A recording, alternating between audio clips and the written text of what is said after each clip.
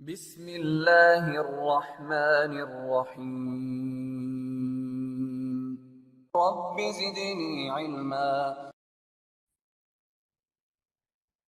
نحمدہ و نصلی علی رسولہ الکریم، اما بعد۔ تمام قسم کی تعریف، کبریائی اور بڑائی اللہ رب العزت کے لیے لائق و زیبا ہے، اور لاکھوں نہیں کروڑوں درود و سلام ہو تمام انبیاء اکرام پر، اور خصوصاً اللہ کے رسول صلی اللہ علیہ وسلم پر۔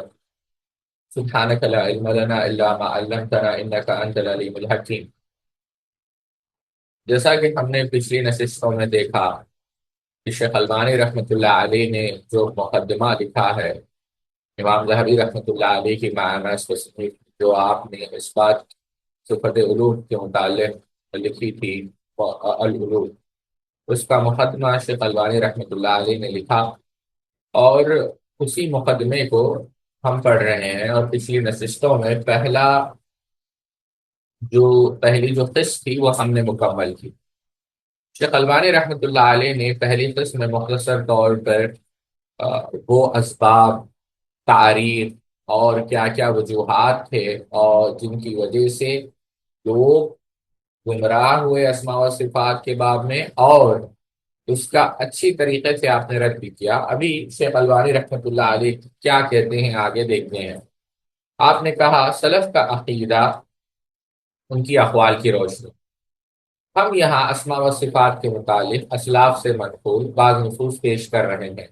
پہلا، ولید بن مسلم کا بیان ہے کہ میں نے اوزاعی، امام اوزاعی رحمۃ اللہ علیہ بہت بڑے امام ہیں شام کے، اور ہم نے پہلے بھی کہا کہ صرف 4 فقہی مسالک اس دور میں نہیں تھے، اس کے علاوہ بھی بہت سارے فقہی مسالک تھے، جس میں امام اوزاعی شام، امام لیث بن سعد مصر، اور سفیان الثوری عراق۔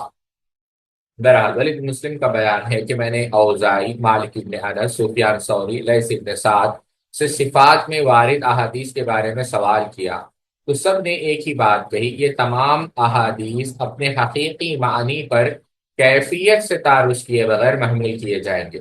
یعنی یہ تمام ائمہ اعظام کا یہ عقیدہ تھا کہ ہم ان صفات، یعنی اللہ رب العزت کے جو صفات ہے اس پر ہم ایمان لاتے ہیں، یعنی ہمیں معلوم ہے لیکن کیفیت مجہول ہے، لیکن ایمان لانا واجب ہے۔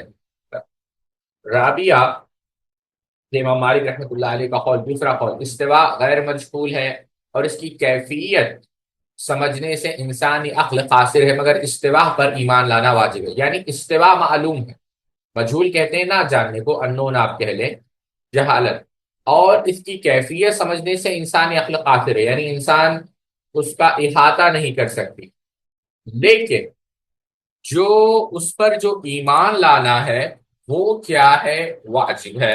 تیسری بات، شیخ الاسلام علامہ تیمیہ رحمۃ اللہ علیہ نے الفتاوی الحماویہ، یہاں پر یہ کتاب آپ نوٹ کر رکھیں ساتھیوں، شیخ الاسلام تیمیہ رحمۃ اللہ علیہ کی یہ جو کتاب ہے بے حد مفید کتاب ہے۔ آپ نے بہت ساری چیزیں، یعنی آپ یوں سمجھیں اس کتاب کو پڑھنا چاہیے۔ شیخ الاسلام تیمیہ کی جو کتاب ہے الفتاوی الحماویہ الکبریٰ، مثال کے طور پر آپ اس کو اٹھا کر دیکھیں گے، شیخ الاسلام تیمیہ رحمۃ اللہ علیہ کے بہت سارے لطیف مباحث آپ کو اس کے اندر ملے، بہت سارے، یعنی سبحان اللہ۔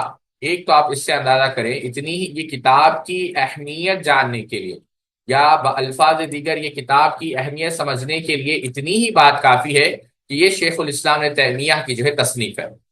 شیخ الاسلام تیمیہ رحمۃ اللہ علیہ نے ایک مقام پر، اس کی جلد نمبر 1 صفحہ نمبر 156 پر، اور اس کی تحقیق کی شیخ محمد امان ابن علی الجامی رحمۃ اللہ علیہ نے، اس میں آپ نے لکھا کہ یہ جو کلام ہے، یعنی انکار کرنا، نفی کرنا اللہ تعالیٰ کی صفات کو، یہ کس سے لیا گیا؟ یہود سے لیا گیا، مشرکین سے لیا گیا، یعنی سبائیوں سے لیا گیا۔ اور پہلا شخص کون تھا؟ جاد ابن درہم، پھر اس سے لیا جہم نے صفان، اور کہا جاتا ہے کہ جاد نے یہ کس سے لیا؟ آبان ابن سمان سے، اس نے آبان سے، اس نے تعلود سے، اس نے لبید ابن اسام سے۔ یہ وہی شخص تھا جس نے اللہ کے رسول صلی اللہ علیہ وسلم پر جادو کیا، ٹھیک ہے۔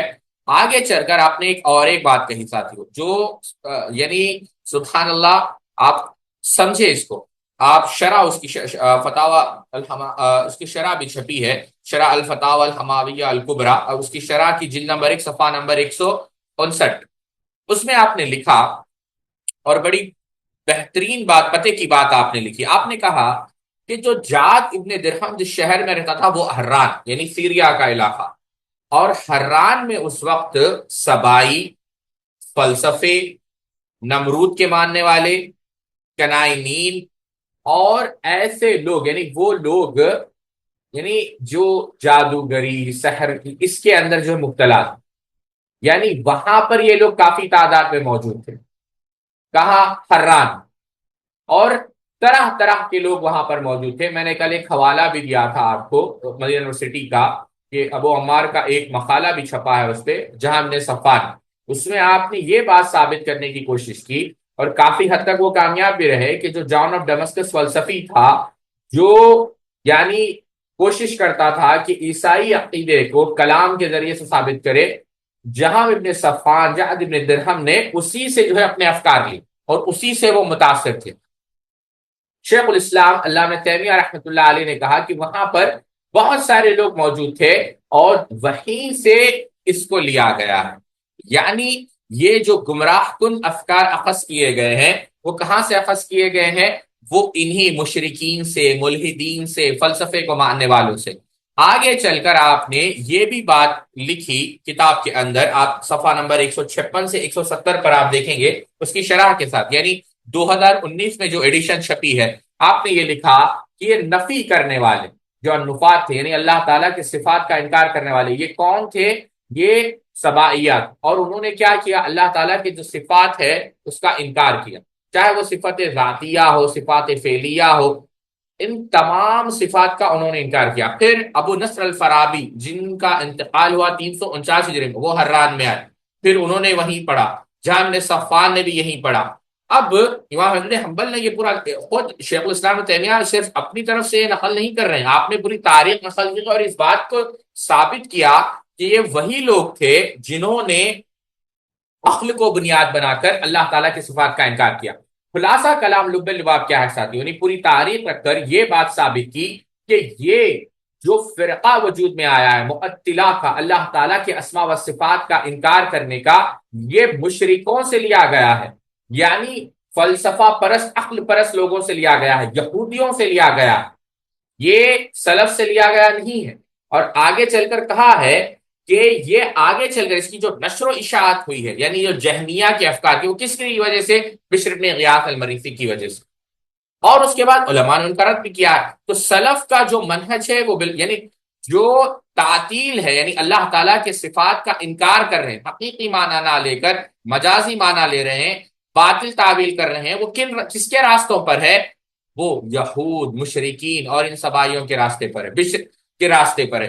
اور بشر کا رد کرنے والے کون؟ کیسے ائمہ، یعنی جن کے اقوال سے بشر کا رد کیا جاتا، امام، چاہے وہ امام مالک ہو، سفیان ابن عیینہ ہو، عبداللہ ابن مبارک ہو، قاضی ابو یوسف ہو، امام شافعی ہو، احمد ابن حنبل ہو، اسحاق ابن رحوہ ہو، فضیل ابن یاز ہو، بشر الحافی ہو، یہ وہ لوگ تھے جنہوں نے افکار کا رد کیا. بہرحال بات دوسری طرف چلے گئی. شیخ الاسلام ابن تیمیہ رحمۃ اللہ علیہ نے الفتاوی الحماویہ کے صفحہ نمبر 109 میں لکھا ہے، رابعہ اور مالک کے قول استوا غیر مجہول ہے، یعنی استوا معلوم ہے اور کیفیت ہمیں پتہ نہیں، کیفیت ہمیں پتہ نہیں کا مطلب وہی ہے جو باقی دیگر علماء سلف کے قول امروہا کما جاءت بلا کیفیت، کہ اس کو بیان کرو بغیر کیفیت کے.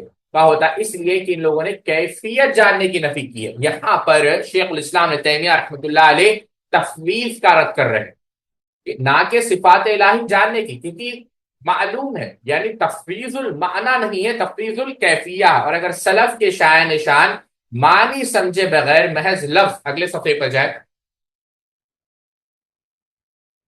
محض لفظ پر ایمان کے قائل ہوتے تو استوا ان کے نزدیک معلوم چیز نہ ہوتی، کیونکہ معلوم کیوں کہا جائے؟ معلوم علم ہے.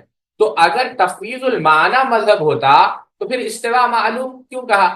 تو تفویض المعنی نہیں ہے، تفویض الکیفیہ، بلکہ حروف معجم کی طرح مجہول ہوتا. اور اگر لفظ کا کوئی مفہوم پیش نظر نہ ہوتا تو پھر کیفیت کی نفی کرنے کی کیا ضرورت پڑتی؟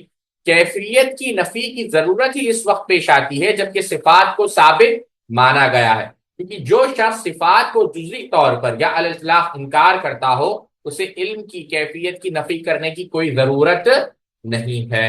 اسی طرح سلف کے قول نصوص صفات کی جیسے وارد ہے ویسے ہی باقی رکھو، کیفیت سے تعارف نہ کرو کا بھی یہی تقاضا ہے کہ نصوص صفات کو ان کے اصل پر رکھا جائے، یعنی ان کے اصل پر رکھا جائے، اس لیے کہ اسماء و صفات ایسے الفاظ کی شکل میں مارے ہوئے جو معنی پر دلالت کرتے ہیں، یعنی ان کے معنی ہے، لہذا اگر اسلاف ان الفاظ کے جو اس کا جو دلیل یا اس کا جو مطلب کا انکار کرتے ہیں تو یوں کہتے ہیں کہ نصوص صفات کے الفاظ کو جیسے وارد ہے باقی رکھو، اس اعتقاد کے ساتھ کہ ان کا کوئی مفہوم مراد نہیں ہے، یا الفاظ دیگر یوں کہتے ہیں کہ نصوص صفات کے الفاظ کو جیسے وارد ہو ویسے باقی رکھو، مگر یہ اعتقاد رکھو کہ نصوص کے حقیقی معنی یعنی اور اسلاف کی کیفیت سے نہ تعارف کرنے کی بات نہ کہتے، کیونکہ جو چیز خود ہی ثابت نہ ہو اس کی کیفیت کی نفی و تردید لغو بات ہوگی۔ یہاں پر ٹھہرتے ہیں، شیخ الاسلام نے تیمیہ رحمۃ اللہ علیہ کیا کہہ رہے ہیں ساتھیوں؟ یہ کہہ رہے ہیں کہ اگر تفویض المعنی مذہب ہوتا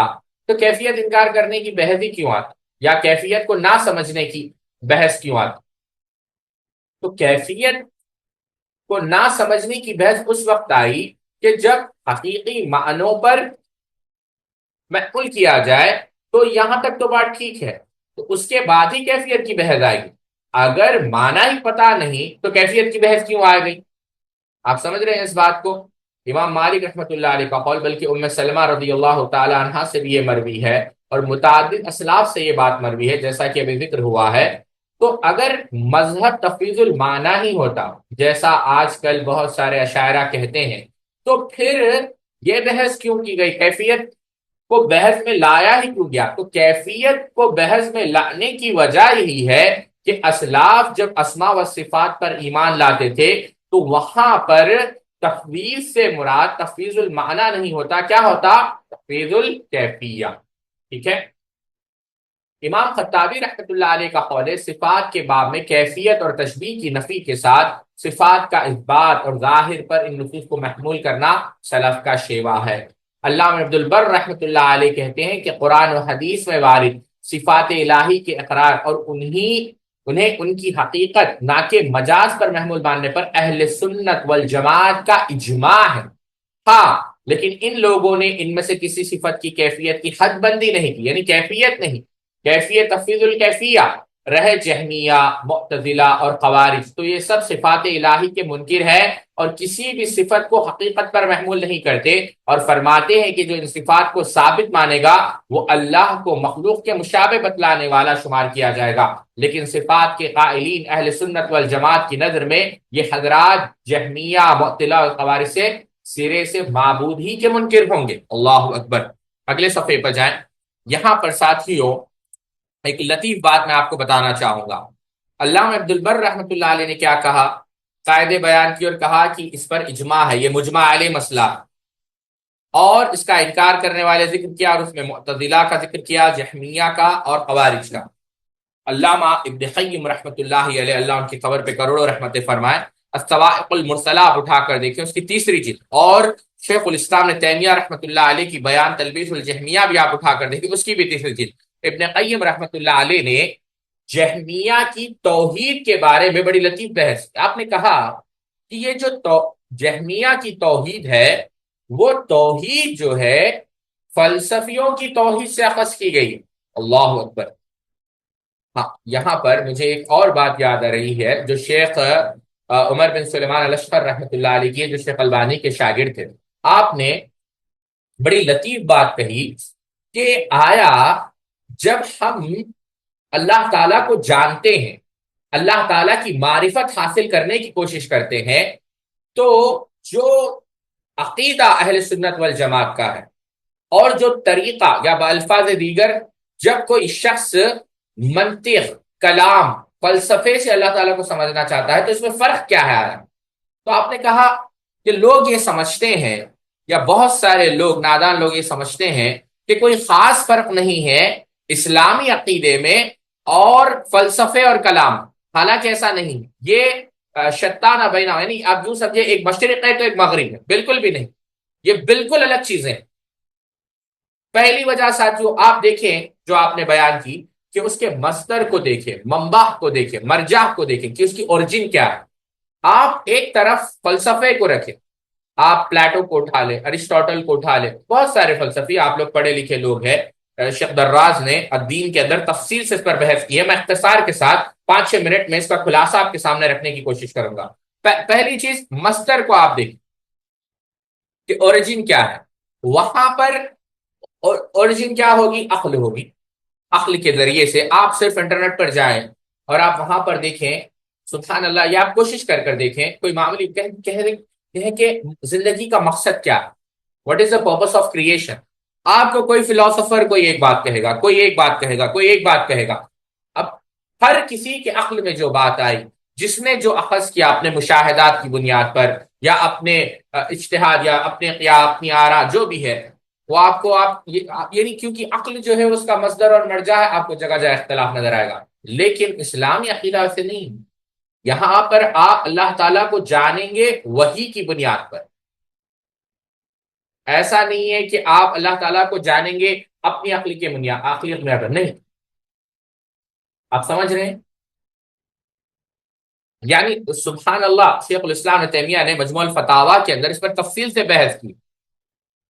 تو ایک طرف فلسفی ہے جو عقل کی بنیاد پر سمجھنا چاہتے ہیں، یعنی ان کا جو اوریجن ہے اللہ تعالیٰ کو جاننے کا، یا سورس کہہ لیں آپ، وہ ہے عقل، اور وہ عقل بھی ناقص ہے۔ اور دوسری طرف جو شریعت ہے، اسلامی عقیدہ ویسے نہیں ہے کہ آپ اللہ تعالیٰ کو جانیں گے وحی کے ذریعے سے۔ دوسرا جو فرق ہے وہ ہے طریقہ، منہج۔ ان کا منہج کیا ہے؟ ان کا منہج یہ ہے کہ وہ کوشش کریں گے کہ شعور کو سمجھیں، انسان کے جو ہے مزاج کو سمجھیں، پھر جو ہے تجربہ کریں، پھر جو ہے عقلی دلائل دیں، اور اس کے بعد کہ یہ ان کا جو ہے۔ قرآن ایسے نہیں، آپ دین کو دیکھیں، نہیں، اسلامی عقیدہ واضح نہیں۔ وما ارسلنا من قبلک من رسول، ہم نے ہر رسول کو بھیجا، کیوں؟ الا نوحی الیہ انہ لا الہ الا اللہ، انہ لا الہ الا انا فاعبدون۔ یا قومی، آپ دیکھیں پورے قرآن مجید، وَلَقَدْ بَعَثْنَا فِي كُلِّ أُمَّةٍ رَسُولٍ، ہر رسول کو بھیجا، وَلِكُلِّ قَوْمٍ هَادٍ، ہر رسول کے اندر ڈرانے والے کو بھیجا۔ کیوں بھیجا؟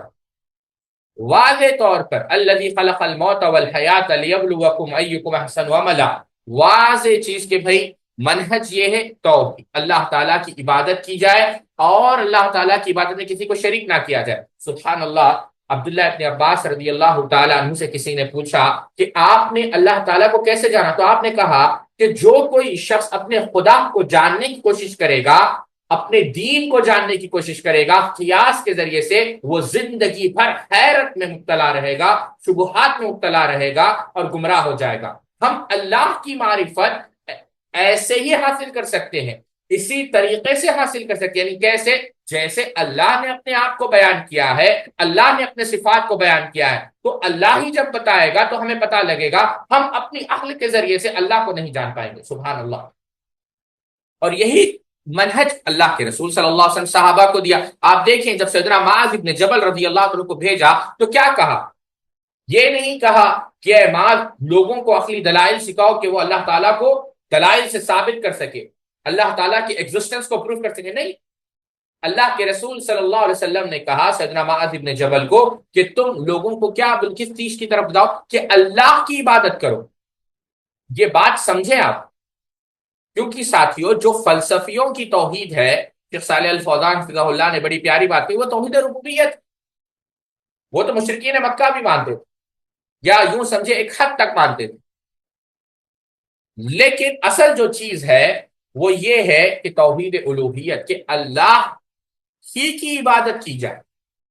تو تیسری اس کا اثر آپ دیکھیں، آپ کسی فلسفہ پڑھنے والے کو دیکھیں، وہ کسی چیز پر مطمئن نہیں پائیں گے، وہ ہمیشہ مزلزل رہے گا، اس کے اندر آپ کمال نہیں دیکھیں گے، اس کے اندر ہمیشہ آپ نقص پائیں گے۔ آپ سوکریٹس کو آپ لے لیں، میں مثال دے کر سمجھاتا ہوں، اس کا بہت اونچا مقام ہے۔ اس نے کیا کہا؟ اس کا ایک کوٹیشن بڑا معروف ہے اس کی کتاب کے اندر، اس نے کہا the thing that I still know so well، یعنی اس نے یہ بات کہی the thing that I still know so well، یعنی اگر اس کا موٹا موٹا بھی ترجمہ کہ جس چیز کو میں اچھی طریقے سے جانتا ہوں، غور کریں اس کے جملے پر، the thing that I still know so well is that I do not know anything، یعنی یہ اس کا حال ہے کہ جو چیز میں اچھی طریقے سے جانتا ہوں یہ ہے کہ میں کچھ نہیں جانتا۔ یعنی یہ خود کہہ رہا ہے کہ میں جاہل ہوں، اور آپ اس کو بہت بڑا عالم سمجھ رہے ہیں. تو اسی کتابوں میں لکھی ہوئی ہے یہ بات، یہ میں آپ کو گوگل سے نکال کر نہیں پڑھ کر بتا رہا ہوں، آپ اٹھا کر دیکھیں آپ کو مل جائے گی یہ بات. لیکن جو عقیدہ جہاں پر ہے، وہاں پر کوئی شخص آپ اس کو پوچھیں کہ آپ اللہ تعالیٰ کو جانتے ہیں؟ ہاں ہاں. کیا اللہ تعالیٰ کے نام ہے؟ ہاں. اللہ کی صفات ہیں؟ ہاں. یعنی یہ فرق ہے جو اثر ہوتا ہے، اور اس کا جو تربیتی پہلو بھی ہے. آپ کسی فلسفی کو نہیں دیکھیں گے کہ اس کے اندر خشیت پائی جائے، آپ اس کو نہیں دیکھیں گے کہ اس کو اللہ نہیں، یعنی جو اثر ہے، اثر کے اعتبار سے بھی جو اللہ تعالیٰ کو جانتا ہے، فلسفہ جاننے کی پہلے تو جان ہی نہیں سکتا، لیکن جو کوشش کرتا ہے اس کا اثر بھی آپ دیکھیں. جو اسلامی عقیدے کا جو اثر ہے وہ اثر فلسفے میں نہیں. مزاج کو آپ دیکھیں، یہ سبحان اللہ. پھر آخری چیز اگر آپ دیکھیں، جو آپ نتائج بھی آپ اخذ کر دیں، یعنی جس طریقے سے استخراج یا پھر استنباط کیا جاتا ہے، یا آخر میں چل کر آپ نتائج دیکھیں تو آپ فلسفیوں کو دیکھ لیں، ان کے پاس کوئی نتیجہ نکلتا نہیں. یعنی آخر میں وہ یہی کہیں گے کہ ہاں کوئی موجود ہے، لیکن نہ اس کے اسماء ہے، نہ اس کے صفات ہے، نہ کیا، لیکن کچھ یعنی ایک معنوں میں وہ نتیجہ یہی نکلتا ہے کہ انکاری. لیکن سبحان اللہ، آپ صحابہ کو دیکھیں وہ کیا کہتے ہیں؟ ہم نے ایمان سیکھا، ہم نے ایمان سیکھا قرآن سیکھنے سے پہلے، اور پھر جب ہم نے قرآن پڑھا تو ایمان جو ہے ہمارا بڑھ گیا. تو ایمان جب، یعنی نتیجہ کیا نکل رہا ہے کہ انسان کا ایمان بڑھ رہا ہے جب وہ اسلامی عقیدہ وحی کے ذریعے سے، اس منہج کے ذریعے سے جس منہج کو اللہ رب العزت نے انبیاء علیہ الصلوۃ والسلام کو عطا کیا. تو یہ فرق ہے ساتھ. بہت سارے طلبا یہ آج کل سبحان اللہ، یعنی اللہ ہم سب کی حفاظت فرمائے، متاثر ہو جاتے ہیں کہ ہاں بھائی ہم لاجک سے جو ہے یہ کریں گے، فلاسفر نہیں. یہ کوئی یہ اس کی کوئی علمی حیثیت نہیں. اس کے اندر بہت سارے نقائص ہیں، بہت سارے عیوب ہیں. بات دوسری طرف چلے گئی. بات یہ عرض کر رہا تھا، اللہ ابن قیم رحمۃ اللہ علیہ نے الصواعق المرسلہ میں بڑی پیاری بات کہی. آپ رحمۃ اللہ علیہ نے کہا کہ یہ جو جہمیہ کی توحید ہے یہ فلسفیوں کی توحید، اور اس کے اندر انکار ہی انکار ہے اللہ کے علم کا، اللہ کی اللہ سبحانہ و تعالیٰ کے دیکھنے کا، اللہ سبحانہ و تعالیٰ کے سننے کا، اللہ تعالیٰ کی انکار ہی انکار ہے. اور ان کا جو محور ہے، مرکز ہے، وہ یہی ہے کہ اللہ تعالیٰ کے اسماء و صفات کی حقیقت کا انکار کر دیا جائے. اور انہوں نے جو ہے کیا کیا، یعنی جو اہل باطل ہے، یعنی توحید کے نام پر ان کو بلایا، اور جو اہل حق ہے ان کو بدنام کرنے کی کوشش کی کہ یہ ترکیب کے قائل ہے، تقسیم کے قائل ہے، تشبیہ کے قائل ہے. تو ان کا یہ کام تھا. اور آج دیکھیں آپ کہ یہ کام کون کر رہے ہیں. آج بھی آپ انٹرنیٹ پر جا کر دیکھیں، اہل حدیثوں کو مشبہہ کہا جاتا ہے. اہل حدیثوں کو یہ کہا جاتا ہے کہ وہ جو مجسمہ ہے، اللہ تعالیٰ کے جو ہے جسم کو مانتے ہیں. آپ ڈاکٹر اسرار احمد مرحوم ان کو آپ اٹھا کر دیکھیں، انہوں نے ایک جگہ باضابطہ انہوں نے کہا ہے کہ شیخ الاسلام ابن تیمیہ رحمۃ اللہ علیہ ایک دفعہ جو ہے جامعہ اموی میں تھے، اور آپ ممبر سے اترے اور آپ نے کہا کہ اللہ تعالیٰ کا جو استوا ہے ایسے ہے، نزول ایسے ہے، نعوذ باللہ من ذالک. یہ جھوٹ ہے، یہ جھوٹ ہے. خود بہت سارے علماء نے اس کی تردید کی ہے. اگر آپ اٹھا کر دیکھیں ابن حجر اسقلانی رحمۃ اللہ علیہ، بہت سارے علماء، میں اگر اس تفصیل میں نہیں جانا چاہوں گا، لیکن اس طریقے سے بدنام کیا گیا، اور آج بھی بدنام کیا جا رہا. چلے بات بہت دور چلے گئی. بات یہ عرض کر رہا تھا، مندرجہ بلا تمام اقوال اس بات کی متفقہ گواہی دے رہی ہے کہ سلف آیت صفات سمجھنے اور ان کی تفسیر کرتے ہیں، اور خدا کی ذات کے شایع نشان ان کے معنی متعین کرتے ہیں. تو کیا کوثری وغیرہ، کوثری سے مراد کون؟ زاہد الکوثری وغیرہ کی نظر ان اقوال پر نہیں پڑتی، اور یوں ہی برابر رٹ لگاتے پھر رہے ہیں کہ جناب سلف تو نصوص صفات سمجھتے ہی نہیں، یعنی بلکہ تفویض المعنی، بلکہ تدبر اور معنی بیان کیے بغیر صرف زبان سے صفات کے الفاظ کا اقرار کر لیتے ہیں. کوثری وغیرہ کے سلسلے میں زیادہ سے زیادہ یہ کہا جا سکتا تھا کہ یہ لوگ امام جوینی کے مانند ہوں گے جو کسی دور میں اپنے مشائخ سے متاثر تھے، مگر چونکہ امام جوینی اللہ کی ذات و صفات اس سلسلے میں پورے طور پر نیک نیت اور مخلص تھے، اس لیے اللہ نے ان کو عقیدہ سلف کی طرف ہدایت فرما دی، جیسا کہ ارشاد باری تعالیٰ ہے والذین جاہدوا فینا لنہدینہم سبلنا. جو ہماری خاطر جدوجہد کرتے ہیں، ہم انہیں ضرور اپنا راستہ دکھائیں گے۔ لیکن کیا محدثین اور سلف کی مسلسل تان و تشریح کرنے والے جناب کوثری، ہم نے پہلے نشست میں ان کے بارے میں تفصیل سے کہا کہ انہوں نے کس طریقے سے محدثین کی توہین کی، اور بدقسمتی سے ساتھیوں آپ تعجب کریں گے کہ ان کی کتابیں آج بھی اہل دیوبند ترجمہ کر رہے ہیں، جن میں واضح طور پر محدثین کی توہین ہے۔ علامہ عبد الرحمن معلمی رحمۃ اللہ علیہ نے تفصیل سے انکار کیا، ہم نے پہلی نشست میں تفصیل سے اس بات پر گفتگو کی، ہم چھوڑتے ہیں۔ وغیرہ نے بھی نیک نیت اور مخلص ائمہ سلف، شیخ البانی کہہ رہے ہیں کہ کوثری صاحب کو ہدایت نہیں ملی کیونکہ جو ہے مخلص نہیں تھے، اور امام جوینی جو ہے کیونکہ مخلص تھے، اللہ نے ان کو ہدایت دے دی۔ اگر وہ مخلص ہوتے تو کیوں آپ نے محدثین کی جو ہے تان و تشریح کی؟ ایسے ایسے الفاظ نقل کیے ساتھیوں، واللہ، اللہ کی قسم، یعنی حیا آتی ہے کہ وہ الفاظ ہم آپ کے سامنے دہرائیں، ہم نے پڑھے ہیں، یعنی زبان ساتھ نہیں دیتی کہ وہ الفاظ ہم آپ کے سامنے دہرائیں۔ اس شخص نے، زاہد الکوثری، اور بڑی ذمہ داری کے ساتھ ہم یہ بات کہہ رہے ہیں۔ بہرحال ائمہ سلف اور علم برداران توحید سے کوثری صاحب کی تمام تعلیقات میں شدید دشمنی اور برابر اسلاف پر، خاص طور پر شیخ الاسلام تیمیہ پر ان لوگوں کے جانب سے تشبیہ و تقسیم کے تہمتیں لگائی گئی، اور مندرجہ بلا سوال کا اس بات میں جواب دینا بڑا دشوار ہے، باوجود کہ ابن تیمیہ نے اپنی تمام کتابوں، رسالوں میں مجسمہ وغیرہ پر زوردار نقد کیا ہے، یعنی الٹا چور کوتوال کو ڈانٹے، یعنی شیخ الاسلام نے تیمیہ نے تو نقد کیا ہے مجسمہ پر، مشبہہ پر، لیکن یہ لوگ کیا کہتے ہیں کہ شیخ الاسلام نے تیمیہ نعوذ باللہ من ذالک آپ تجسیم کے یا تشبیہ کے شکار تھے، یہاں تک کہ جہاں کہیں معطلہ کی تردید کرتے ہیں تو مجسمہ پر بے لاگ تنقید کرتے ہوئے نظر آتے ہیں، جو کہ تالیفات ابن تیمیہ کا مطالعہ کرنے والے سے مخفی نہیں ہے۔ مجسمہ پر ابن تیمیہ کی تنقید مباحث کا ایک نمونہ الفتاوی الحمویہ ہم یہاں پیش کر رہے ہیں۔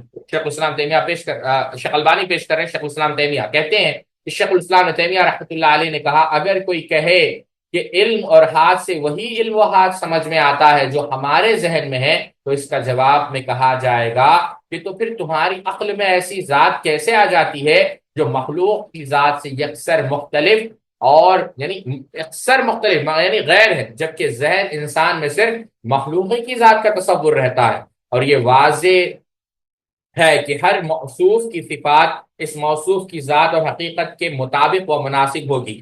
تو جو اگلے صفحے پہ جائیں، تو جو شخص اللہ رب العالمین جس کے مانند کوئی نہیں کی صفات سے مخلوقی کی شایع نشان صفات سمجھتا ہے، ایسا شخص اپنے دین اور مذہب اور عقل کے معاملے میں گمراہ ہے۔ اللہ اکبر! دیکھیں آپ، یہ کون کہہ رہے ہیں؟ شیخ الاسلام فتاوی الحماویہ الکبریٰ، کہ جو شخص تشبیہ کا شکار ہو رہا ہے وہ شخص گمراہ ہے۔ یہ تو شیخ الاسلام کے ان علمی مباحث کا ایک نہایت معمولی حصہ ہے جو قطعی طور پر دلالت کرتے ہیں کہ آپ اللہ کی تنزیہ کرتے ہیں، نہ کہ تشبیہ۔ تنزیہ یعنی اللہ تعالیٰ ہر عیب سے، ہر نقص سے مبرہ اور منزہ، نہ کہ تشبیہ و تقسیم جیسا کہ کوثری وغیرہ تہمت لگاتے ہیں۔ عقائد ابن تیمیہ کے سلسلے میں ابو زہرہ صاحب کے خیالات کا ایک جائزہ۔ یہ کتاب ابو زہرہ مصری کی رحمۃ اللہ علیہ، یہ چھپی ہے حیات شیخ الاسلام تیمیہ کے نام سے، طلباء کو یہ کتاب ضرور پڑھنی چاہیے۔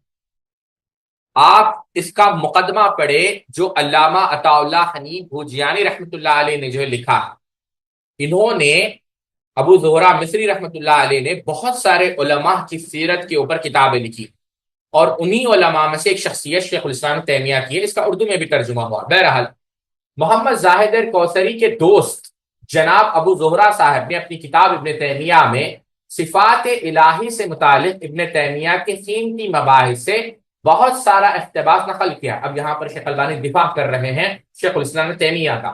بعد ازاں موصوف نے، یعنی ابو زہرہ مصری نے، ابن تیمیہ کی عقائد کی بڑی عمدہ تلخیص کی ہے، جس میں کسی طرح کی حملہ آوری یا ہجوم نہیں، بلکہ کوثری صاحب نے جن چیزوں سے شیخ الاسلام نے تیمیہ کو متہم کیا، یعنی ان پر الزام لگائے، ان سب سے بری قرار دیتے ہوئے شیخ ابو زہرہ مصری نے صفحہ نمبر 264 میں فرمایا ہے، ان اقتباسات میں کوئی ایسی چیز نہیں جو خدا کی تنزیہ یا توحید کے مخالف ہو یا جس سے اللہ اور مخلوق کے درمیان کسی طرح کی تشبیہ ثابت ہو رہی ہے۔ یہ کون کہہ رہے ہیں؟ ایک مصری عالم۔ کس کے بارے میں کہہ رہے ہیں؟ شیخ الاسلام ابن تیمیہ رحمۃ اللہ علیہ کے بارے میں، کہ آپ کی کسی بھی کتاب میں اللہ یعنی تشبیہ اور تقسیم پائی نہیں جاتی۔ پھر آگے چل کر صفحہ نمبر 266 میں لکھا ہے، بلا شبہ یہی نتیجہ برآمد ہوتا ہے کہ ابن تیمیہ رحمۃ اللہ علیہ اللہ تعالیٰ کے لیے استوا اور ید وغیرہ صفات ثابت مانتے ہیں، لیکن ساتھ ہی یہ بھی کہتے ہیں کہ یہ ساری صفات اللہ کی شایع نشان ہے، ان کی حقیقت و کیفیت ہمیں نہیں معلوم، مگر ان پر ایمان لانا ہمارے لیے واجب ہے۔ آپ سمجھ رہے ہیں آپ؟ مگر اس کے بعد ابو زہرہ ابن جوزی کی کتاب رد شب التشبیہ، دفع التشبیہ، یہ اصل اس کتاب کا نام یہاں پر شاید یہ صحیح نہیں ہے، اس کا ترجمہ بھی ہوا ہے، ایک عبارت نقل کرتے ہیں جس میں ابن جوزی نے تعویل کی حمایت کی ہے، اور جو لوگ ارباب تعویل پر تشبیہ کا الزام لگاتے ہیں اس کی تردید کی ہے۔ اس نقل کرنے کے بعد شیخ ابو زہرہ مصری نے پھر آگے اسی کتاب میں لکھا، اور یہ ہے ان لوگوں کی بحث کا خلاصہ اور نتیجہ۔ اب کتنی بھی نفی تشبیہ کی کوشش کریں تو بیکار ہے، بہرحال تشبیہ سے ان لوگوں کا دامن داغدار ہی رہے گا۔ ایک صدی سے زیادہ کا عرصہ بیت جانے کے بعد ابن تیمیہ اگر آ کر کہیں کہ اس سے، اگلے صفحے پہ جائیں، اس سے صرف اس میں اشتراک مقصود ہے، نہ کہ حقیقت میں، تو اگر یہ لوگ استوا کی ظاہر لفظ کے مطابق تفسیر کرتے ہیں تو ان کے معنی اختاء و جلوس، یعنی استقرا نہیں، یہ دکھ نہیں رہا، جلوس بیٹھنا ہوگا، ایسی صورت میں لا محلہ تقسیم لازم آئے گی، اور اگر غیر محسوس سے اس کی تفسیر کرے تو پھر یہ تعویل ہو جائے گی جس سے لوگ خود روکتے ہیں، یعنی پھر ابن تیمیہ رحمۃ اللہ علیہ پر نقد کرنے کی کوشش کی۔ تو شیخ البانی کہہ رہے ہیں، مگر ہم عرض کرتے ہیں کہ ٹھہریے جناب، آپ سے مخفی نہیں کہ ابن تیمیہ استوا کی تفسیر آپ کے بیان کردہ جلوس یا غیر محسوس سے نہیں کرتے، بلکہ علو اور بلندی میں ہونے سے کرتے ہیں۔ ابن تیمیہ کی کتابیں اس سے بھری پڑی ہے، تو پھر آپ قارئین کو خلاف حقیقت کا وہم دلانے کی کیوں کوشش کر رہے ہیں؟ تو یہ شیخ البانی رد کر رہے ہیں ابو زہرہ پر۔ کیا آپ عقائد ابن تیمیہ کی تشریح کرتے وقت ان کے اقوال کی نقل میں اپنے طریقہ کار پر نہ چلیں، یا صحیح نقل کر کے التزام سے تنگ آ کر دستکشی کر لی؟ یعنی آپ بیدار ہو گئے کہ ابن تیمیہ کے صحیح منہج کو پیش کرنے میں، اس لیے آپ نے غلط باتوں کا انتساب شروع کر دیا، کہیں اشارہ و کنایا کے انداز میں، جیسا کہ مندرجہ بلا اقتباس۔ مثلا آپ نے اپنی دوسری تصنیف مذاہب الاسلامیہ کے صفحہ نمبر 230 میں سلفیت اور ابن تیمیہ کے زیر عنوان میں فرمایا، اور اسی طرح ابن تیمیہ قرآن و حدیث میں اوصاف خداوندی کے سلسلے میں جو کچھ وارد ہے اسے ثابت مانتے ہیں، اور عرش پر اللہ کے یعنی جلوس یعنی بیٹھنے ہونے کو ثابت مانتے ہیں۔ یعنی یہ بھی جو ہے کس پر، یہ کس نے بات کہی؟ ابو زہرہ مصری، یعنی شیخ الاسلام تیمیہ کو کوشش کر رہے ہیں یہ ثابت کرنے کی کہ آپ تشبیہ کے شکار تھے، حالانکہ ایسا نہیں تھا۔ آخر آپ نے امام نے تیمیہ، اب شیخ البانی جواب دے رہے ہیں، آخر آپ نے امام نے تیمیہ کو کہاں دیکھا کہ انہوں نے عرش پر اللہ کے بیٹھنے کی بات کہی ہو، جبکہ یہ معلوم ہے کہ استقراء علوم کے مفہوم پر ایک زائد چیز کا اضافہ ہے جو کہ شریعت میں وارد نہیں۔ اسی لیے ہم حافظ ذہبی رحمۃ اللہ علیہ کو دیکھتے ہیں کہ صفت علوف کے ان قائلین کی تردید کرتے ہیں جو لوگ اسے استقراء سے تعبیر کرتے ہیں، یعنی یہ کتاب۔ ابو زہرہ نے اپنی کتاب کے صفحہ نمبر ایک اور صفحہ نمبر 322 میں لکھا، ابن تیمیہ قرآن میں جو کچھ وارد ہے، مثلا اللہ کا فوق میں ہونا، تحت میں ہونا، عرش پر مستوی ہونا، سب اللہ کو ثابت ہونا، سلف کا مذہب بتلاتے ہیں۔ اسی طرح شاید یہ غلط ہے، ایسا نہیں ہے، اسی طرح صفحہ نمبر 321 میں لکھا ہے، ابن تیمیہ اس معنی کا بار بار ذکر کرتے ہیں، پھر کہتے ہیں کہ اللہ عرش سے اترنا ہے اور فوق نیز تحت میں ہوتا ہے، مگر ان سب کی کیفیت ہمیں نہیں معلوم۔ اگلے صفحے پہ جائیں۔ بہرحال ساتھیوں، یہ جو پوری بحث ہے، یہاں پر شیخ البانی رحمۃ اللہ علیہ یہ بات کہہ رہے ہیں کہ شیخ الاسلام ابن تیمیہ رحمۃ اللہ علیہ پر یہ جو لوگ الزام لگاتے ہیں وہ الزام جو ہے ثابت نہیں، اور کہتے ہیں کہ شیخ ابو زہرہ سے ہمارا سوال یہ ہے کہ شیخ الاسلام ابن تیمیہ نے اللہ کے تحت میں ہونے کی بات کہاں کہی ہے؟ دیکھیں میں نے اسی لیے کہا تھا کہ غلط کہاں کہی۔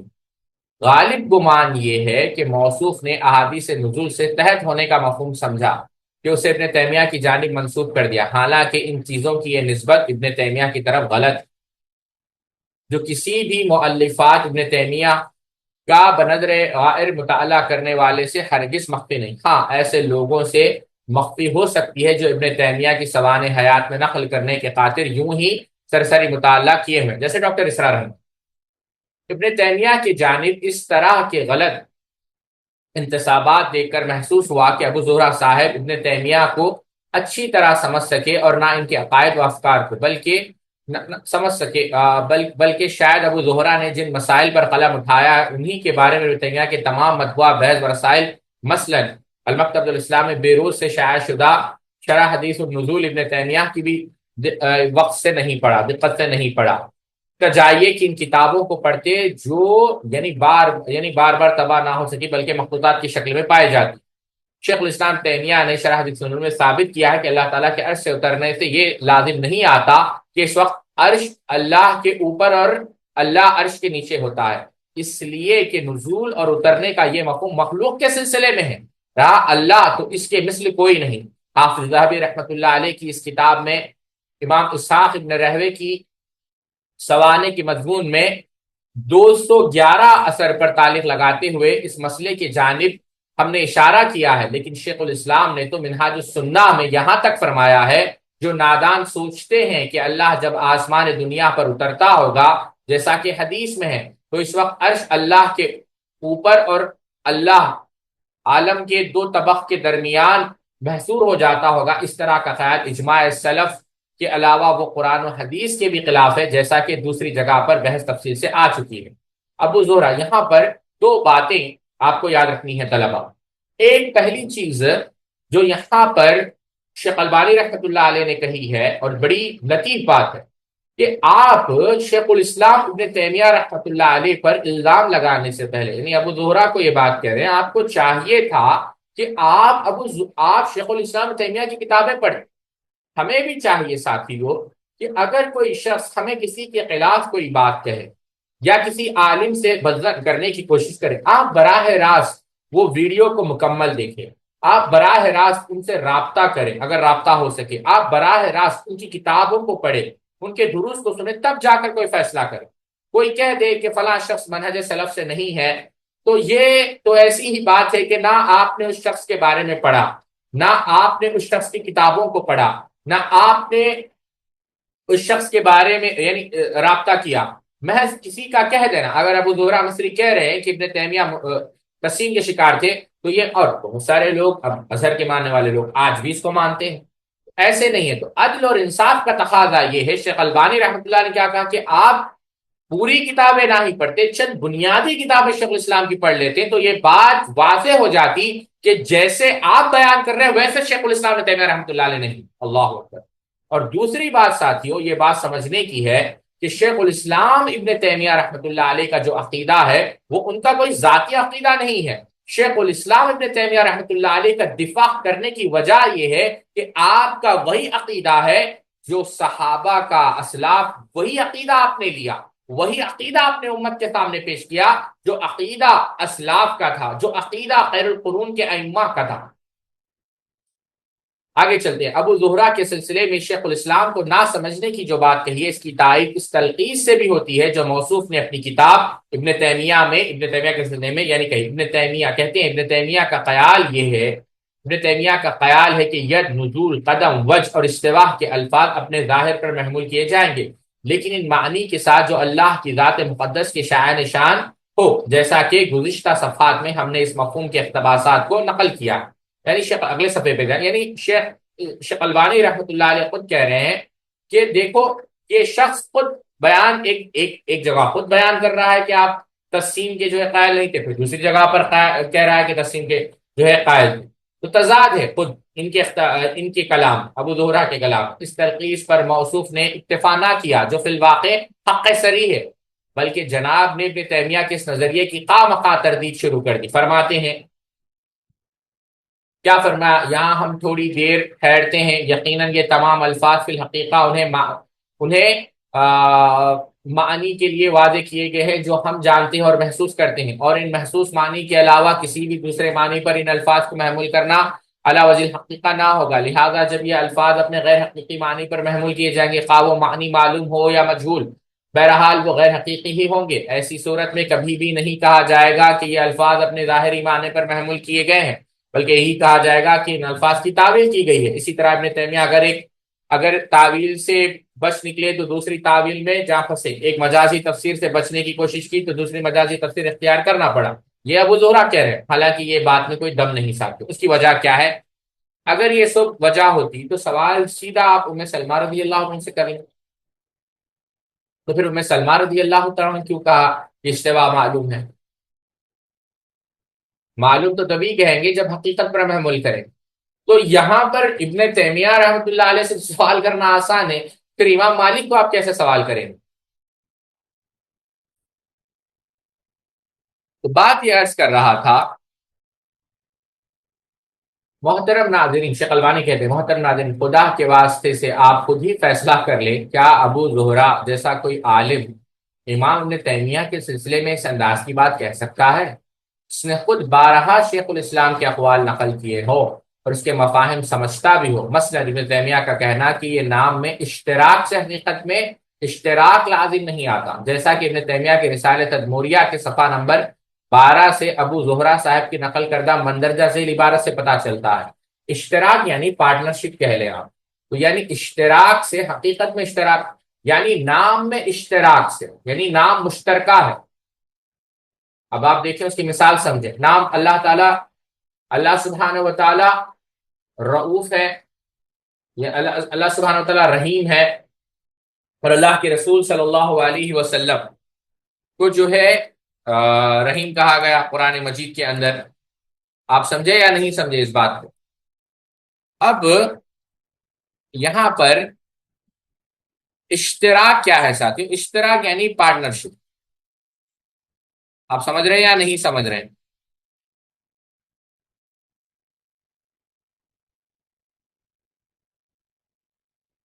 اب آپ دیکھیں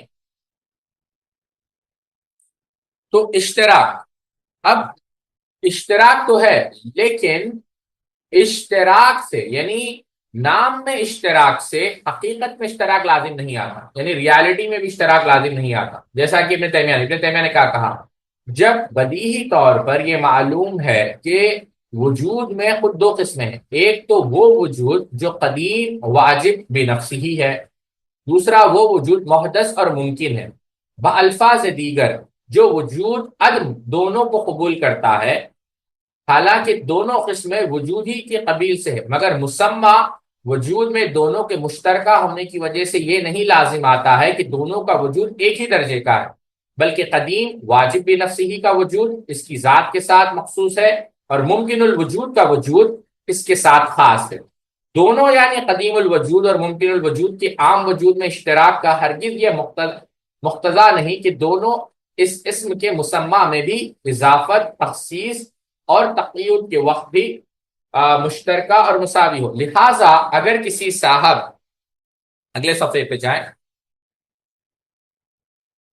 اگر کسی صاحب سے کہا جائے کہ عرش موجود چیز ہے اور مچھر موجود چیز ہے، تو وہ نہیں کہیں گے کہ دونوں کا وجود ایک ہی طرح کا ہے، اس لیے کہ دونوں پر شے اور وجود کا اطلاق ہوتا ہے، بلکہ جب کہا جائے گا کہ عرش موجود ہے اور مچھر بھی موجود ہے تو دونوں کا وجود اپنے اپنے ساتھ مخصوص ہوگا، کوئی غیر ان کے وجود میں ان کا شریک نہ ہوگا، حالانکہ اس میں وجود دونوں میں حقیقت ہی ہے۔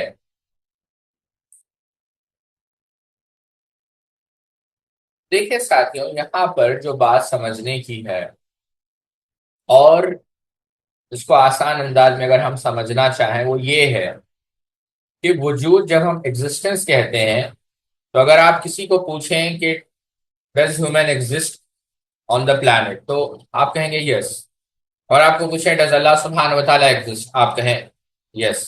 تو ایگزسٹنس یہ ورڈ ہیومنس کے لیے بھی استعمال ہو رہا ہے، وجود کا انسانوں کے لیے بھی، اور یہی ورڈ ایگزسٹنس کس کے لیے استعمال ہو رہا ہے؟ اللہ سبحانہ و تعالیٰ کے لیے۔ جب بدوہی طور پر یہ معلوم ہے کہ وجود میں خود دو قسمیں، اب ایگزسٹنس دو طرح کی، ایک تو وہ وجود ہے جو قدیم واجب بھی نفسی ہی ہے، یعنی جس کا وجود واجب ہے، سبحان اللہ، یعنی اللہ رب العزت جس کی نہ تو کوئی ابتدا ہے نہ تو کوئی انتہا ہے، وہ ہر عیب سے ہر نقص سے مبرہ اور منزہ ہے۔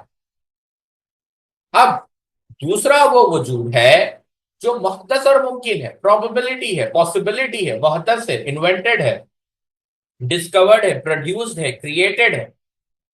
میں سمجھانے کے لیے عرض کر رہا ہوں، تو بالفاظ دیگر جو وجود عدم دونوں کو قبول کرتا ہے، حالانکہ دونوں قسمیں وجودی کی قبیل سے، مگر مسمى وجود میں دونوں کے مشترکہ ہونے کی وجہ سے، مسمى یعنی نیمنگ میں، نیمنگ کے لیے تو ایگزسٹنس ہے، دونوں مشترکہ ہونے کی وجہ سے یہ نہیں لازم آتا کہ دونوں کا وجود ایک ہی درجے کا ہے، سبحان اللہ، دونوں کا وجود ایک درجے کا کیسا ہوگا؟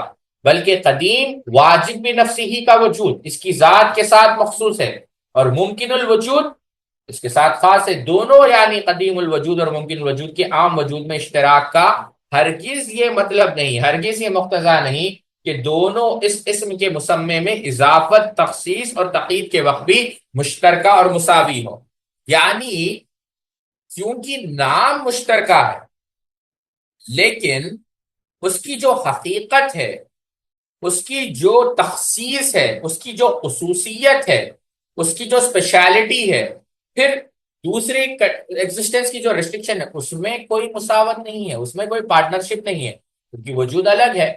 اگر کہا جائے، اور آپ نے مثال دی، کہا جائے کہ عرش موجود چیز ہے اور مچھر موجود چیز ہے، تو یہ نہیں کہیں گے کہ دونوں کا وجود ایک ہی طرح کا ہے، مچھر کہاں عرش کہاں، لیکن موجود تو دونوں ہے، دونوں کا وجود ہے۔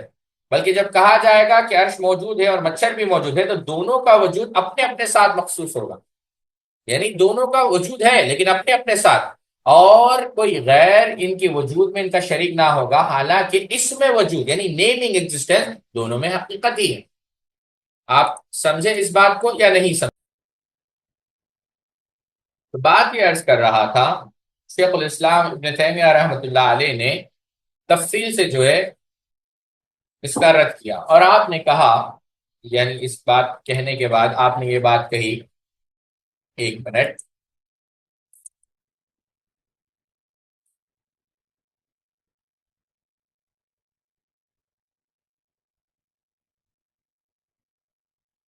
اس عبارت پر شیخ ابو زہرا صاحب نے توضیح نوٹ لگانے کے بعد فرماتے ہیں کہ اس وجہ سے ابن تیمیہ اس مقام پر فرماتے ہیں اللہ نے اپنا نام ہی زندہ رکھا ہے، ارشاد خداوندی ہے، اللہ لا الہ الا هو الحی القیوم، یعنی اللہ کے علاوہ کوئی معبود نہیں، وہ حی القیوم ہے۔ اسی طرح اپنی بعض مخلوقات کا بھی حی نام رکھا ہے، مثلا ارشاد ہے یخرج الحی من المیت ویخرج المیت من الحی، یعنی اللہ مردے سے زندے کو اور زندے سے مردہ کو نکالتا ہے، حالانکہ یہ مخلوق ہے اس اللہ کی ہے کی طرح نہیں، دیکھیں آپ، ہے یہ مخلوق کے لیے بھی استعمال ہوا ہے اور خالق کے لیے بھی، اس لیے کہ فرمان خداوندی الحی القیوم میں الحی اللہ کا اسم ہے جو اس کی ذات کے ساتھ مخصوص ہے، البتہ جب تخصیص سے حی کو آزاد کر دیا جائے تو دونوں یعنی اللہ اور مخلوق حی کے اطلاق میں متفق ہوں گے۔ اب قارئین اکرام سے سوال ہے کہ کیا ان عبارتوں میں تعویل کی کوئی شبہ نظر آتا ہے؟ بالکل بھی نہیں، جیسا کہ ابو زہرا صاحب کو ابن تیمیہ کی اسماء و صفات کی تفسیر میں محسوس ہوتا ہے، یا کہ ابن تیمیہ کھلے طور پر فرماتے ہیں کہ یہ تمام کے تمام حقائق ہے جو اپنی ذات کے ساتھ مناسب طور پر رہتے ہیں، اور ذات کے اختلاف سے حقائق میں بھی اختلاف پیدا ہو جاتا ہے، بات صرف اتنی ہے جو چیزیں ان میں محسوس ہے ان کی حقیقت و کیفیت ہم جان سکیں، برخلاف ان چیزوں کے جو ہماری محسوسات کے دائرے سے خارج ہے، مثلا صفات باری تعالیٰ، جنت و جہنم وغیرہ، ان چیزوں کی کیفیت و حقیقت ہماری دسترس سے باہر ہے۔ ابن تیمیہ نے مختلف مثالوں کے ذریعے سے یہ بات پیچیدہ موضوع اچھی طرح واضح کر دیا ہے، جس سے عدم واقفیت صفات کے باب میں سلف کی طریقہ کار سے لوگوں کے انحراف کا سب سے بڑا سبب تھا۔ مثلا ہم لوگ کہتے ہیں اللہ موجود ہے اور مخلوق موجود ہے، حالانکہ دونوں کا وجود حقیقت میں جو اپنی اپنی ذات کے لیے مناسب ہے۔ اسی طرح ہم کہتے ہیں اللہ زندہ ہے اور میں زندہ ہوں، حالانکہ دونوں کا زندہ ہونا، اگلے صفحے پہ جائیں، حقیقت ہی ہے جو اپنی ذات کے مناسب حال ہے، اسی طرح تمام اسماء و صفات خداوندی میں یہی قاعدہ جاری کیا جائے، جس سے ہر عقل مند شیخ الاسلام کا کلام پوری طرح واضح اور کافی سمجھتا ہے۔ جب ابو زہرا صاحب نے ابن تیمیہ کی بات نہ سمجھ سکے اور اس نافہمی کی بنیاد پر جناب نے شیخ الاسلام کی جانب غلط طور پر تعویل منسوب کر دیا، مگر پھر بھی اس سنگین غلطی کے مقابل ہلکی سے جو ابو زہرا نے اپنے مذکور بلا کلام میں کی ہے، غلطی بمقابل ہلکی ہے جو ابو زہرا صاحب مذاکرہ کلام میں کی ہے، یعنی ابو زہرا صاحب کا یہ خیال کہ یقیناً یہ الفاظ فی الحقیقت انہی معنی کے وعدے کیے گئے جنہیں ہم محسوس کرتے ہیں، ان محسوس معنی کے علاوہ کبھی بھی دوسرے معنی پر ان الفاظ کو محمول کرنا علی وجہ الحقیقہ نہ ہوگا، اور جب یہ الفاظ اپنے غیر حقیقی معنی پر محمول کیے گئے ہیں، خواہ وہ معنی معلوم ہو یا مجہول، بہرحال وہ غیر حقیقی ہوں گے۔ اگر ختم ہوا، یعنی وہی جو بحث ابو زہرا کی جس پر رد کیا شیخ البانی نے شیخ الاسلام ہی کے کلام سے، اگر شیخ ابو زہرا کا عقیدہ یہ ہے جس کا مطلب یہ ہوتا ہے کہ مخلوق کا وجود، زندگی، علم اور استوا وغیرہ سب کے سب تو حقیقت ہے، پر خالق تعالیٰ کا وجود، حیات، علم و استوا غیر سب کے سب مجاز ہے، حقیقت نہیں ہے، اس کا لازمی نتیجہ یہ ہوتا ہے کہ اللہ موجود ہے، زندہ، اس کے پاس علم ہے، اور نہ وہ عرش پر مستوی ہے، وغیرہ وغیرہ۔ اور دراصل یہ سب وہ معرفت اسالیب ہے جن کا استعمال فلسفہ اور ان سے متاثر معتزلہ اور علماء کلام کرتے ہیں۔ ہم کہتے ہیں کہ آخر ابو زہرا صاحب کا یہی تو خیال ہے کہ یہ تمام الفاظ انہی معنی کے لیے موضوع ہے جن کا ادراک ہماری حس کرتی ہے، اور اللہ کا وجود، حیات اور اس کی تمام صفات ہماری حس کے ادراک سے خارج ہے۔ اس بنا پر تو شیخ ابو زہرا کے قول کے بموجب خدا پر ان تمام صفات کا اطلاق مجاز ہوگا۔ کیا شیخ ابو زہرا کو محسوس ہوا کہ ان کی بات نے انہی کی ہلاکت میں پھنسایا؟ یعنی اللہ اکبر۔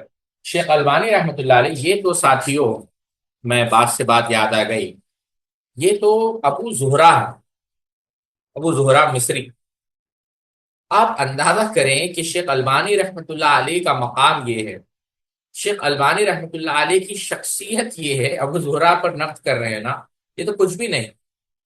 مجھے اچھی طریقے سے یاد ہے جب شیخ وفی اللہ عباس حفظہ اللہ کو میں نے پوچھا کہ شیخ کے ایک علمی ساتھی سمجھے آپ، شیخ فواز، تو میں نے پوچھا کہ شیخ یہ کتاب چھپی ہے تو کیا اس کی تقریر آپ نے لکھی ہے؟ تو شیخ نے کہا ہاں فیصل، ہم نے یہ جو ہے اس کی تقریر لکھی ہے، میں نے براہ راست پوچھا، وہ ویڈیو بھی ہے میرے پاس۔ تو شیخ فواز نے کتاب لکھی، اور اس کتاب کے اندر شیخ فواز نے علامہ البانی رحمۃ اللہ علیہ نے جو یعنی آپ اس سے اندازہ کریں، یہ تو کچھ بھی نہیں، فتح الباری جو 17 جلدوں پر مشتمل ہے کم و بیش، اس پر اتنی نظر تھی، فتح الباری ابن حجر اسقلانی کی ہے، کہ آپ نے شیخ البانی رحمۃ اللہ علیہ نے 500 سے زائد مقامات پر حافظ ابن حجر اسقلانی سے اختلاف کیا، علامہ ناصر الدین البانی رحمۃ اللہ علیہ نے۔ شیخ فواز بن محمد راشد کی کتاب آپ پڑھیں، تعقبات العلامہ البانی علی فتح الباری، آپ پڑھیں، اس میں دیکھ سکتے ہیں کہ فقہی اختلافات 70 ہیں، عقیدے میں 17 اختلافات آپ نے کیے، حدیث کے باب میں 239 اختلافات آپ نے کیے، جرح و تعدیل میں 38 اور بعض جگہ یعنی ان چیزوں کی نشاندہی کی جن کو جو ہے حافظ بن حجر اسقلانی رحمۃ اللہ علیہ ذکر نہیں کر سکے، یا آپ یوں سمجھے نصوص کی نسبت میں انہیں کچھ وہاں پر وہم ہوا، تو اس کی تعداد کم و بیش 143 آپ کے لیے 143، تو اس پر رد کیا، یعنی شیخ البانی رحمۃ اللہ علیہ کا مقام۔ بہرحال یہ تو ابو زہرا مصری ہے۔ تو دیکھیں یہاں پر شیخ البانی کہہ رہے ہیں کہ اگر آپ یہ کہتے ہیں ابو زہرا صاحب کہ صفات کو ثابت کریں گے تو حقیقت پر ثابت نہیں کر سکتے، مجازی لینا پڑے گا، تو پھر جو 8 صفات کو آپ مانتے ہیں یعنی اشاعرہ، اس میں کیا کریں؟ سبحان اللہ۔ تو یہاں تک سمجھ گئے آپ لوگ؟ تو بموجب یہی ہوگا کہ تب ان کا کوئی معنی نہ ہوں گے، بلکہ یہ سب محض اللہ کے نام ہوں گے، جیسا کہ معتزلے کا خیال ہے، اور جیسے خود ابو زہرا صاحب نے معتزلہ سے نقل کیا ہے کہ معتزلہ کا مذہب کیا تھا، معتزلہ صفات کا انکار کرتے ہیں، جیسا کہ ہم ذکر کرتے ہوئے، اور اشعری حضرات اگلے صفحے پر جائیں، اور اشعری حضرات صفات کو ثابت مانتے ہیں، ان کا کہنا ہے کہ صفات ذات سے جداگانہ چیزیں ہیں، یہ لوگ اللہ کے لیے قدرت اور ہدایت، علم، زندگی، کان، آنکھ اور کلام ثابت مانتے ہیں اور کہتے ہیں کہ یہ ساری صفات ذات خداوندی کے علاوہ چیزیں ہیں، مگر معتزلہ کہتے ہیں کہ اللہ صرف ذات ہے، ذات کے علاوہ کوئی چیز نہیں۔ کہا قرآن میں علیم و خبیر، حکیم و بصیر اور سمیع وغیرہ کا ذکر، تو وہ سب صرف اللہ کے نام ہے، یعنی یہ تمام اسماء بے معنی ہے، محض مترادف اعلام کے مانند ہے۔ اس لیے اس پر علماء اسلام نے معتزلہ پر زبردست نقطہ چینی اور گرفت کی ہے اور انہیں معطلہ یعنی انکار کرنے والے کہا۔ شیخ الاسلام ابن تیمیہ کی تالیفات میں اس کی تفصیل ہے اور ہم نے پچھلے نشستوں میں دیکھا۔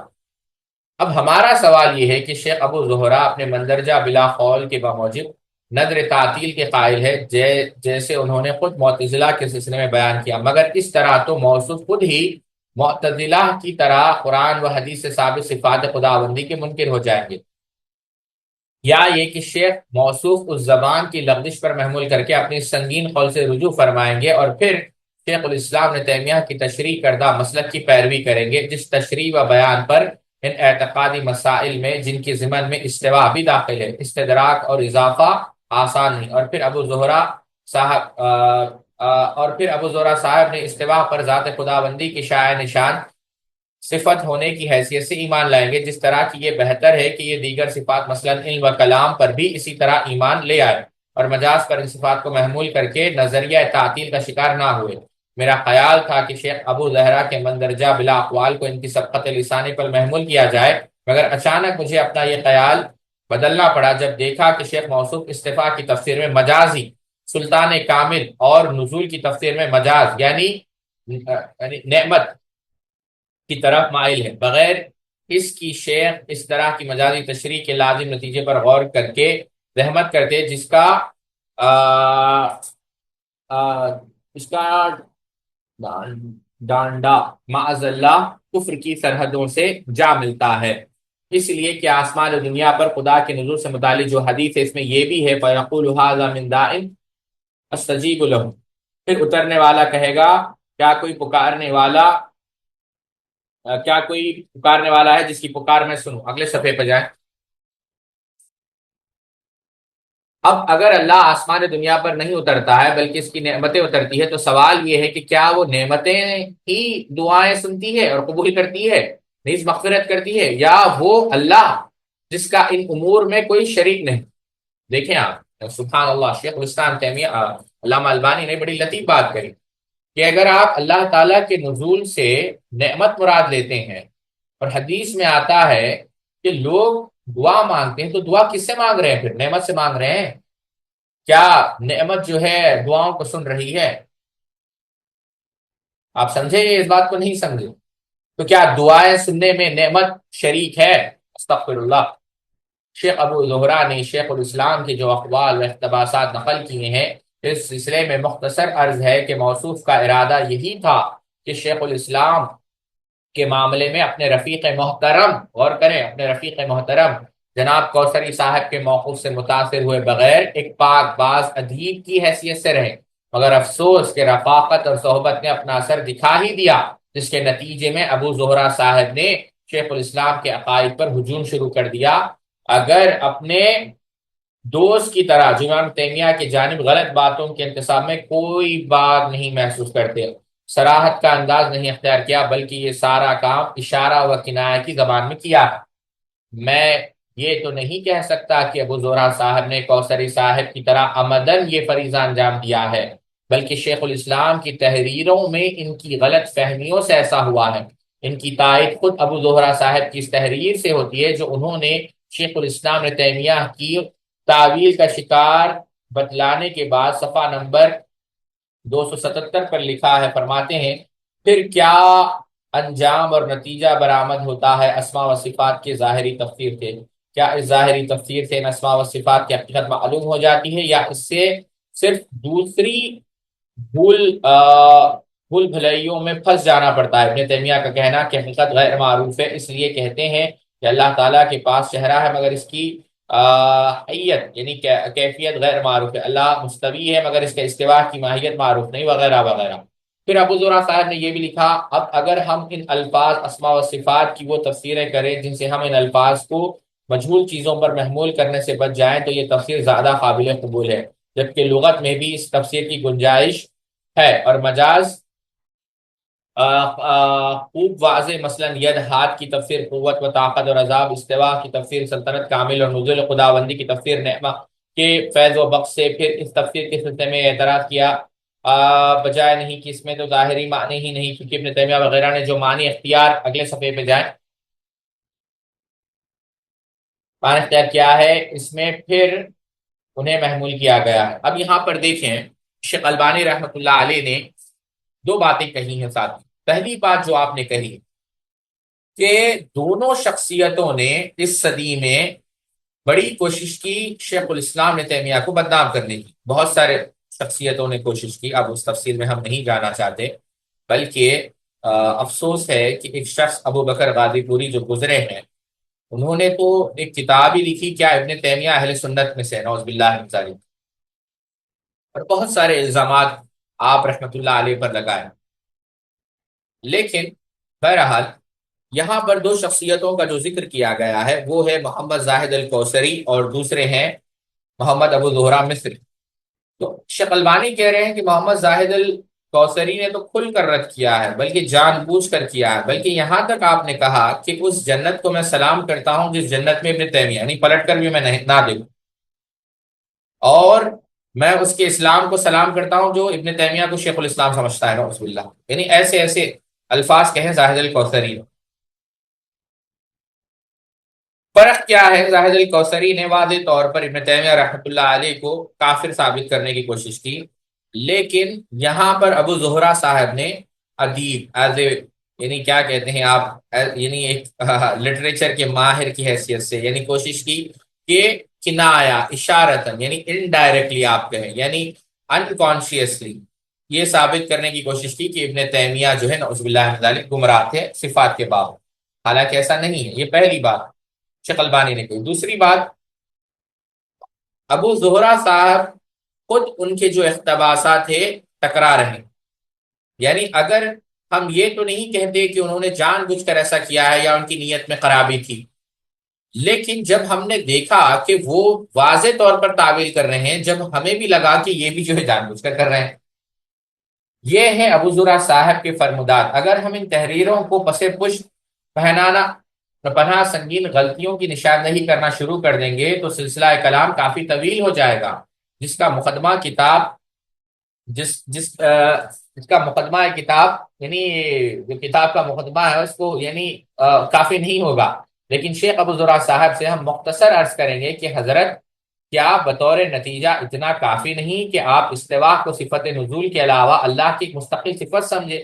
اسی طرح استوا اور نزول کے تسلط کامل اور انعام کی صفت سے جداگانہ تصور فرمائیں، جیسے کہ یہ کافی ہے کہ آپ میرے خیال سے عقیدہ رکھیں کہ سمع، سننے کی صفت بصر کی صفت سے مختلف ہے۔ اسی صفت سمع بصر کی یعنی تعطیل کرے اور نہ تعویل کریں، ان کی وجود کا منکر نہ بنے، جس تعویل کا نتیجہ بالآخر یہی نکلتا ہے کہ سماع و بصر سے مراد علم، جیسا کہ بعض معتزلہ کا خیال ہے، اگرچہ اکثر معتزلہ تمام صفات کا انکار کرتے ہیں، جیسا گزشتہ صفحات میں ہم نے ذکر کیا ہے۔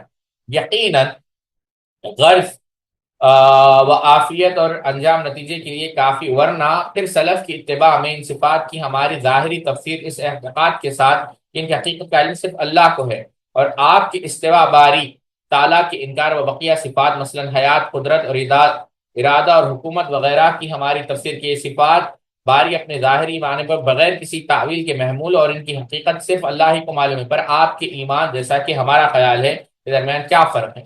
مجھے یقین ہے کہ اہل علم کا دانش مندانہ طبقہ ضرور تسلیم کرے گا دونوں کے مابین ہرگز کوئی فرق نہیں، کیونکہ سبھی کا تعلق ذات خداوندی صفات ہی سے ہے۔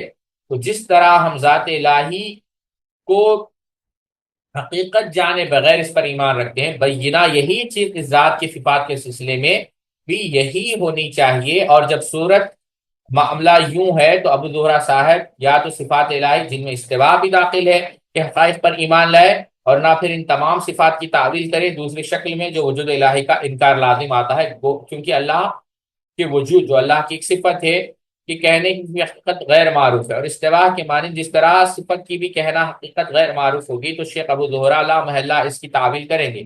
یہی وجہ ہے، یہی یہی چیز جس کا شکار باطنیہ اور بہت سے فلاسفہ ہو گئے، تقریباً یہی حال معتزلہ اور ان سے متاثر اہل کلام کا، جس کی تفصیل شیخ الاسلام تیمیہ کی متعدد کتابوں میں موجود ہے۔ اللہ انہیں جزائے خیر دے۔ اگلے صفحے پہ جائیں۔ اب یہاں پر ساتھیوں ایک بات جو شیخ الاسلام تیمیہ نے کہی، اور یہیں پر میں اپنی بات کو روکتا ہوں، شیخ البانی رحمۃ اللہ علیہ نے کہی۔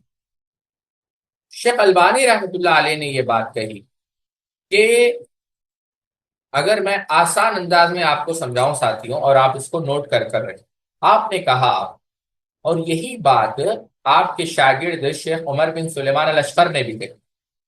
آپ جب ان کی کتاب اٹھا کر دیکھیں گے اسماء و صفات کے متعلق جو قواعد انہوں نے بیان کیے ہیں، اگر آپ ان قواعد کو دیکھیں تو اس میں سے جو پہلا قاعدہ آپ نے بیان کیا شیخ عمر بن سلیمان الاشقر نے، انشاءاللہ ہم تفصیل سے اس کو بیان کرنے کی آپ کے سامنے کوشش کریں گے، اسماء و صفات کے متعلق ان کی کتاب ہے، یہاں پر جو صفحہ نمبر ہے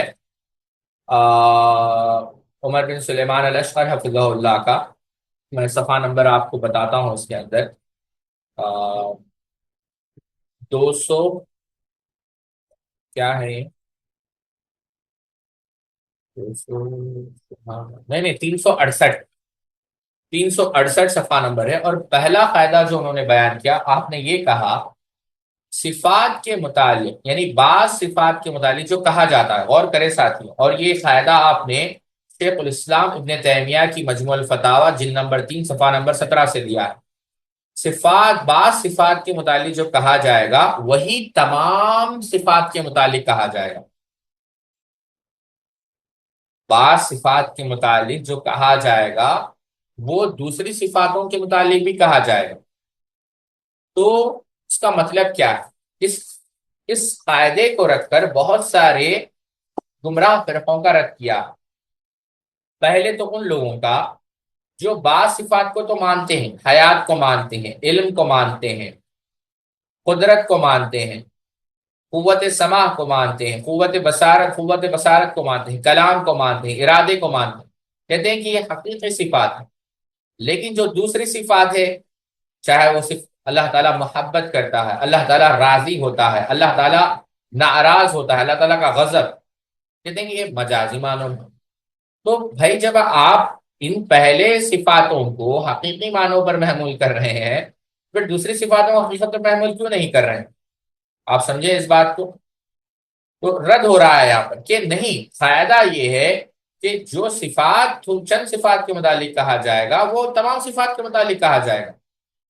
اب دوسری بات، وہ بعض ایسے بھی لوگ ہیں جو صفات پر، جو اللہ تعالیٰ کے نام کو تو ثابت کرتے ہیں لیکن صفات کا انکار کرتے ہیں، تو ان کا بھی رد کیا جائے گا، کیونکہ کوئی فرق نہیں اللہ کے نام کو ثابت کرنے میں، صفات کو ثابت کرنے میں، کیونکہ ہر نام کے اندر صفت موجود ہے۔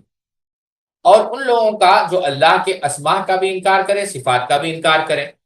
شیخ البانی رحمت اللہ علیہ نے یہاں پر یہی بات کہی کہ جب آپ ان 8 صفتوں کو انکار نہیں کر رہے ہیں، آپ کو وہاں پر شبہات نہیں آ رہے ہیں، آپ وہاں کہہ رہے ہیں جیسے اللہ کے شائن شان ہے، وہاں پر آپ تعویل نہیں کر رہے ہیں، تو پھر یہاں پر کیوں کر رہے ہیں؟ جس طرح یہ صفت ہے تو الوف بھی، اللہ کا عرش پر مستوی ہونا، یہ کیا ہے؟ صفت الوف، یہ بھی ایک صفت ہے۔